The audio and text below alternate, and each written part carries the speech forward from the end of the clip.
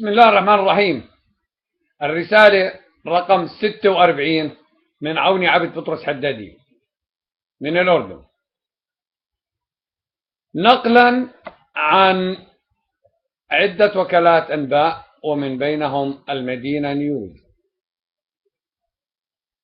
حدث في الأردن في الرمثة شمال الأردن، العريس قتل المطرب أثناء غنائه. المدينة نيوز خاص أكدت مصادر أمنية أن المطرب العراقي ثامر يوسف الشمري 16 عام، يعني مطرب طفل، قتل مساء الخميس 19/12/2013 أثناء حفل زفاف في مدينة الرمثة شمال الأردن.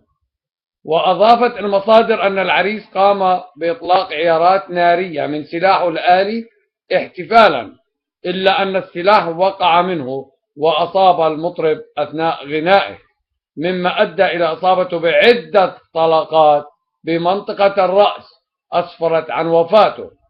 ووصلت إلى المكان الأجهزة الأمنية ونقلت المصاب إلى مستشفى الرمثة الحكومي الذي تعرض لأعمال شغب وتكسير بعد إعلان وفاة المطرب. بينما إحدى الإذاعات الأخرى بتقول لك أكد شهود العيان للسوسنة، وكالة أنباء السوسنة نيوز، أن الشاب أصيب برصاصة في رأسه خلال إطلاق كثيف للعيارات النارية في إحدى حفلات الزفاف. هلا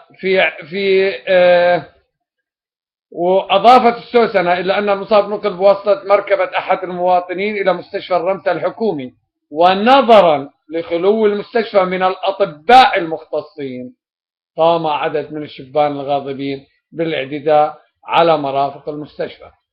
يعني أول شيء عندنا تقصير بجميع مستشفياتنا مفهومة، يعني كان بإمكان إنقاذهم هو أو غيره، صارت كثير حالات قبله.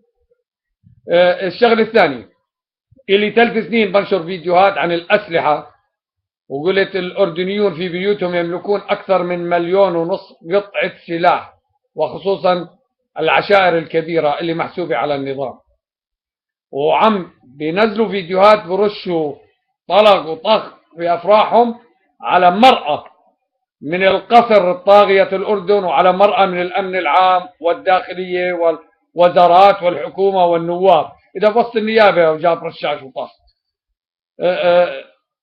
البلد مفقود السيطرة فيها كأردن، وطاغية الأردن بيطلع بدل سيارة بده ينقذ واحد سيارته مغرزة، وكان 200 سيارة قبله مغرزات، ورانيا طالعة تلعب ثلج معه ومع بناتها في مجنزرة خاصة له وكاسحة للجليد، بينما الشعوب ما عندهم جرافة تفتح لهم طرق أمام بيوتهم أو إلى أعمالهم. هذه هي الأردن. انتظروا الفيديو رقم 47 سيكون مباشرة بعد هذا عن حادث مقتل امرأة وأطفالها ال4. لا حول ولا قوة إلا بالله، والسلام عليكم ورحمة الله